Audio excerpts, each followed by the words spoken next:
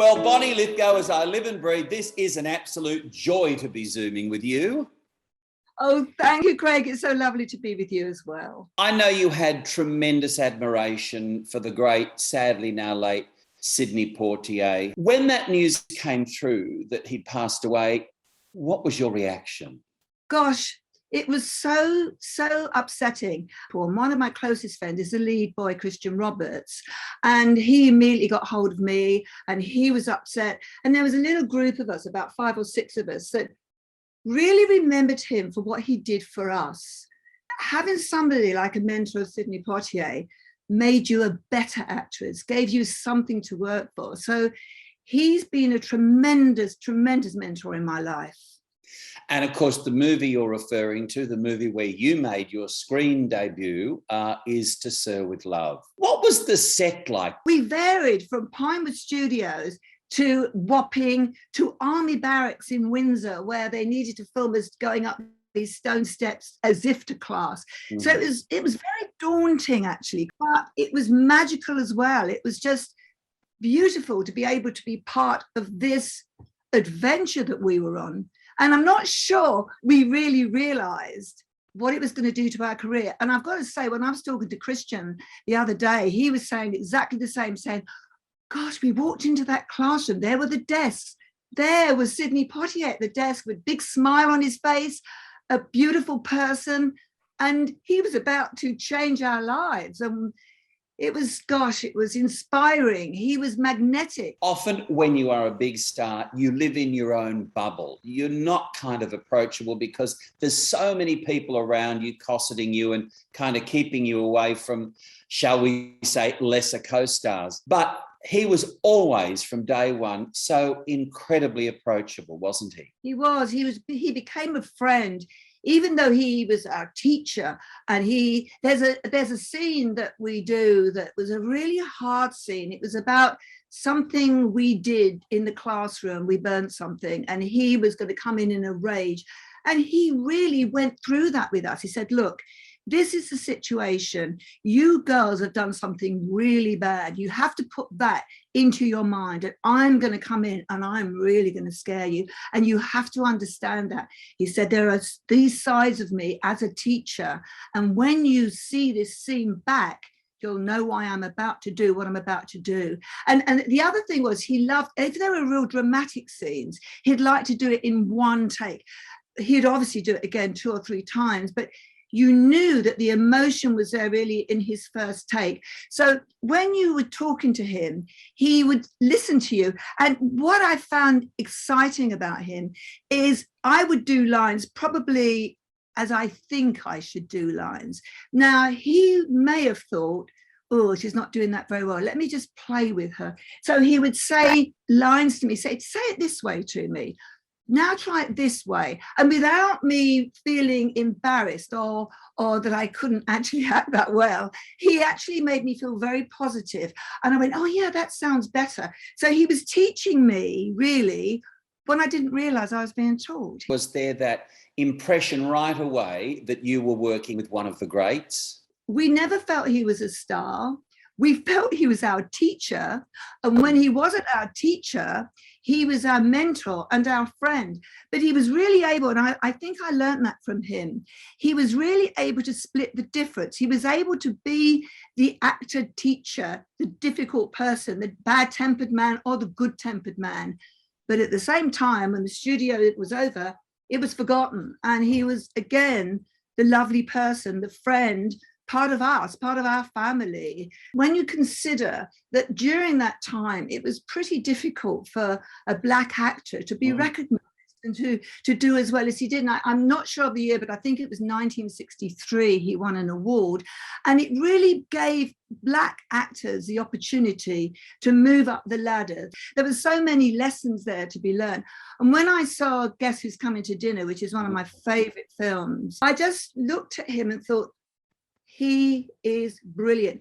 We didn't really appreciate him as much as we perhaps should have. But then I do wonder if he'd have made us believe he was a star, would we have reacted as actors as well as we did? Because I think the answer is probably no. I think because he was down to earth and taught us really as a teacher would. I think that because of that, we just loved him more, really. There is a connection between you and Sidney Poitier and the great Sir Sean Connery. I happened to say to Sidney, I love Sean Connery. He's so beautiful. And I happened to tell Sidney that. And he went, really? I said, yeah, I go past his dressing room every day. And I walk, usually I did.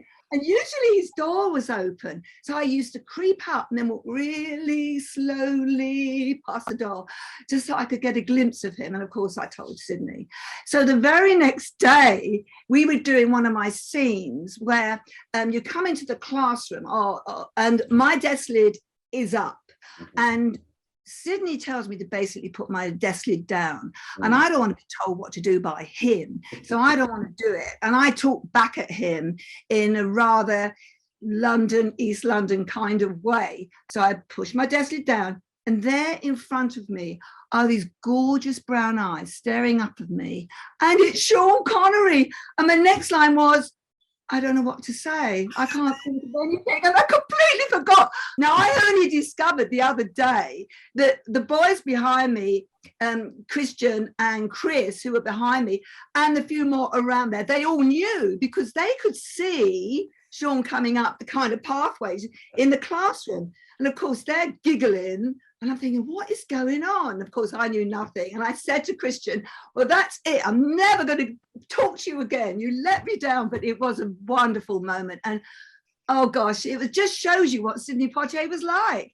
And I'll tell you this funny story as well, that, I hadn't seen him for a long time. We've always knew where he was, what he was doing. And I obviously followed his career. And we were at the Emmys. And somebody said to me on the table, Sidney Poitier's over there. I went, oh, you're joking.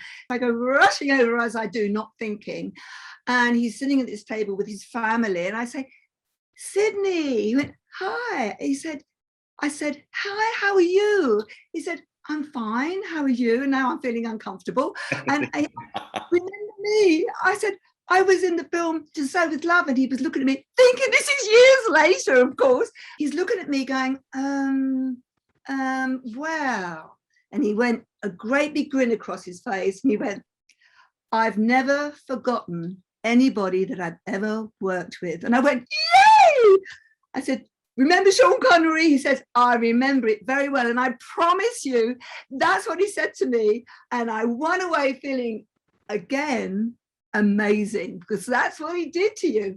Now, speaking of unforgettable and fabulous people, you've been hanging in Barbados with the one and only Sir Cliff Richard. How on earth did you two wind up meeting? He lived in the next village from me. Oh. I then had a boyfriend, can you believe, that lived next door to Sir Cliff. And he said, let me introduce him to you. And I said, okay, that's great. I said, I know him because I've been filming and he's been filming. So anyway, we went round to his house. I met his mom and his family and everybody. And that was kind of the beginning. And then we were talking and I said, oh, I'm Enfield, kind of that area. And he said, I passed through there. He said, are you still at Pinewood? I said, well, for another month, I think. He said, well, I'm going through there in the mornings. Just check with me. And if I'm around, you can come with me into Pinewood Studios. I went, oh, well, do I want to? Do I not want to? Okay, yes. And then, of course, I was dancing. I was in the dance company called the Young Generation, and I was one of the dancers with him. So I was dancing with him, got to know him even more.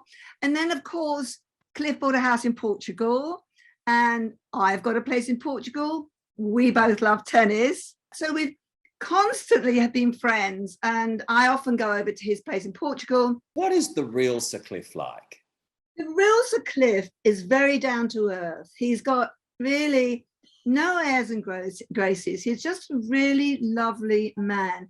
He's a nightmare playing tennis. He'd kill me for saying this. If we played double, if I ever partner him and I make a mistake, which I often do because he's a much better player than me, and if you miss a shot, he'll look at you and go, better luck next time. You go, oh my God.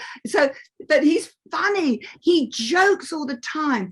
He is really a lovely, gorgeous man who is private.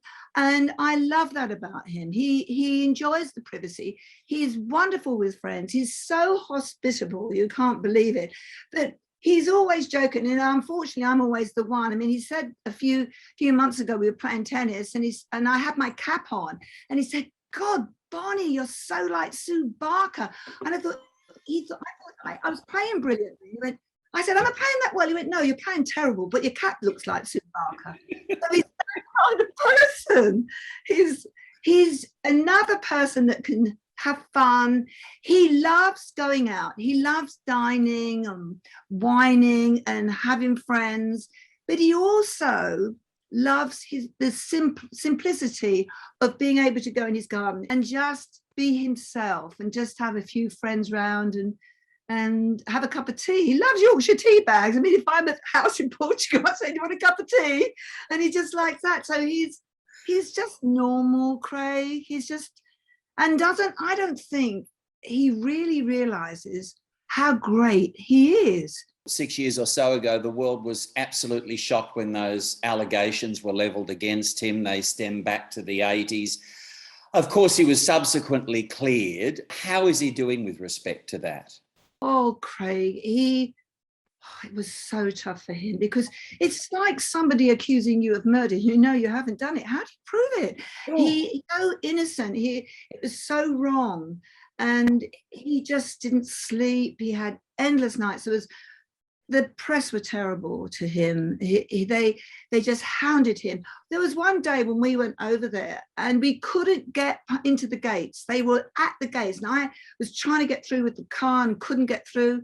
It was just awful. And he had to survive that, really. There's so much that was so awful for him. He just couldn't sleep. He just didn't eat. He was just so stressed by it.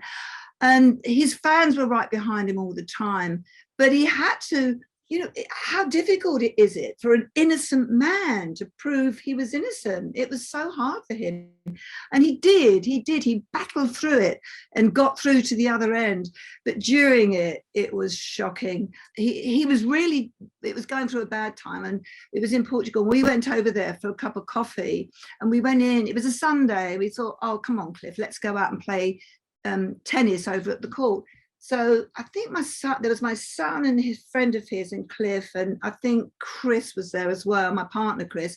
So we decided to go over to the tennis court and have a game. It was all it's very secluded, but there is a vineyard at the back where you could, I suppose, work your way through over the wall, I suppose. So we were just going over to the tennis court and I saw a glint of a camera. That's all I can say. And I thought, oh no.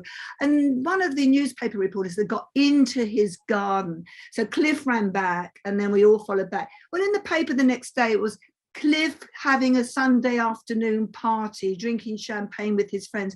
And it was so wrong. It was so bad. And we were just trying to cheer him up and try and keep him okay. And that's actually in his book. He actually said about that. So I'm glad he did that book, because I think sometimes when you write things down, it's good for you. It gets all the emotions out. It's therapeutic in a way. And I think that's what it is. And now he's back to his normal self, I've got to say. He's through it now. I'm sure there are moments, Craig, when he thinks back and thinks, oh, how awful that time was. But I think he's such a professional man that he's able to deal with it and work through and carry on with his life. And I mean, I think he's going to live to about 200 the way he's going. So He does seem to be one of those people that is forever young. Another great chum of yours, the fabulous Olivia Newton-John. She too has had her battles, but I tell you what, she's not only a survivor, she's a thriver. How is Olivia doing? She's doing fine, actually. I spoke to her a few weeks ago, probably. Oh, no, time goes by so quickly. She's a miracle. She really is, because she's got this beautiful ranch just outside of Santa Barbara. It's just lovely, and it gives her peace. And she has the most amazing husband, and he's into herbal remedies and all of those kind of things. And she has gone from really being very ill to really being okay. She's looking great at the moment. She's she's well. I always know, because sometimes I don't hear from her and I think, she's probably not feeling too good, I'll leave her. And then I'll text her, and I know if she texts me back, it's 1, 2, 3, 4, 5, 6 texts, and I think, oh, she's fine. I've got another very close friend of mine, you may or may not know of her, who is probably Olivia's closest friend, Susan George, who was an actress and did a lot of film. And we kind of keep in touch, so that if we haven't heard from Olivia for a little while, Susan will call her and she'll say, I haven't heard from Olivia lately. So then I'll think, okay, I'll call her then. So she doesn't know that, but there are a little 2 or 3 of us that kind of make sure everything's okay and everything's fine. But I must say, at the moment, she's really doing well, and she's got Chloe there, her daughter. Chloe sees a lot of Olivia, and they live in a beautiful ranch, and they've got little Shetland ponies, and she loves it. She loves that life. And as I say, John, her husband, is just a wonderful person. So she's good. And not only that, but she's become such a proponent for that cannabis oil that certainly in her case has stripped her of what was grueling, horrible, endless pain. I don't really know much about the cannabis oil, but I know it's done her the world of good. And I wish we could have it in England. I don't think we can, but I wish we could, because I think for some people it is something that's another miracle, really. It really does help. And for her, it's done so much for her. And you're right, she was so ill, and now she's not. She's just carried on. Now, you have worked with some of the most fabulous people. Neil Patrick Harris, just give me a couple of words on what NPH was like to work with. Really professional. He auditioned with me when we were doing Cinderella in Los Angeles. Neil came over and joined in. I needed somebody else, an expert really, with me to understand the American people and how American actors worked. And I wasn't as good as he ever was. So he sat with me on the panel. And actually, we disagreed on the Cinderella, but we eventually did agree. But he was really expert at his job. A real professional, a really lovely man, and a great actor. He knows his work, he knows his job. I mean, I'd like to see him, and maybe he's doing that as well, but I think he'll make a brilliant director because he knows so much. I'm hoping that he'll do that as well. What about Dudley Moore? Oh my gosh, you've done your flipping homework, haven't you? And I can only apologise for having done so. Well, Dudley, there's 2 things with Dudley. I did a series with Lulu. We did a Lulu and Dudley Moore series with the BBC, which was great. He was really lovely, and we got to know him. But before that, he was going out with our female teacher in Back to Tussauds with Love, Susie Kendall. She was a model at the time, and gorgeous. I knew there was a connection, you see. And Susie was going out with him, and this particular day it was her 21st birthday, and we were all at TIMECODES Studios, and we were upstairs doing our makeup because you had to get up at the crack of dawn because we were doing scenes that day. All of a sudden, we hear this wolf whistle coming from downstairs at TIMECODES Studios. So of course, us girls all rushed to the window because we always knew something was going on, and we lifted up the window. Still only about 7:30 in the morning, and we lifted the window up, and there was Dudley Moore sitting in this E-Type yellow Jag, and he'd bought that as a 21st present for Susie Kendall. So we all rushed downstairs. Oh my God, there was about 7 of us. We sat all over his bonnet. We jumped in the car and we made him take us all the way around Pinewood Studios. We were hanging on because he was trying to drive fast. We were just hanging on. Well, of course, Bonnie, you were married to the great Nigel Lythgoe. How did you 2 meet? I was doing a TV series and ITV, and I was bet a pound that I wouldn't go along to this audition for the BBC for the young generation. And my friend said, I bet you a pound you won't go. And there were 800 people there, and I went along, and the producers wanted me, and I got the job. I actually didn't dance that well, I've got to say, but Nigel never wanted me. He said, no, we don't want her in the team. And the producers said, yes, we do. And can you imagine how the tables would have turned if Nigel got his way? My life would have been, I'm not saying it wouldn't have been at a crossroad and ended up the same way, although I suppose I wouldn't have had my two wonderful sons. But it's amazing how fate takes over, because the producers insisted, and then obviously I was in there for quite a few years. So yeah, and during that we did some amazing. I mean, we worked with Michael Jackson. We worked with all of these incredible people, because we did a series called They Sold a Million, and everybody that sold 1 million copies of music, of records, we did a series with them. So Johnny Mathis, all these people that we worked with. Bee Gees, yeah, the Bee Gees. It was quite incredible and so lucky. But somebody asked me today, funnily enough, when you work with celebrities, how do you react to them? And I said, I don't. I work with them because they're part of my life, and I don't treat them any differently to anybody else, because they are actually normal. There are very few that aren't down to earth, I think. I mean, even people like Simon Cowell, you'll get Simon Cowell, who when he first did American Idol, he was somebody that was tricky, to say the least. But as time went by, he was a bit more mellow, but he is one of the nicest people you could ever wish to meet. He's a gentleman and really, really nice. But of course, you know what it's like. You're in front of cameras and you have to have something to hold on to. And his part really was being honest and saying the truth as he saw it. So that's why at the time he got a bad reputation. But off camera, you could have met a nicer person. So there are all these people that people just don't really know. And when you do know them, you really do see another side of them. And that's where, thankfully for me, I've had that opportunity, Craig. Bonnie Lythgoe, you are kind, you are glorious, you are talented. I love you to pieces. It's been such a joy chatting. It really has. Oh, I feel the same way. It's been lovely. I've been really relaxed, and I've been talking to you as you are a friend, just as we do. And you know, that's what makes life, you know, Craig. You meet these lovely people and you're able to have a conversation with somebody and feel very much at ease with them, and you've made me feel that.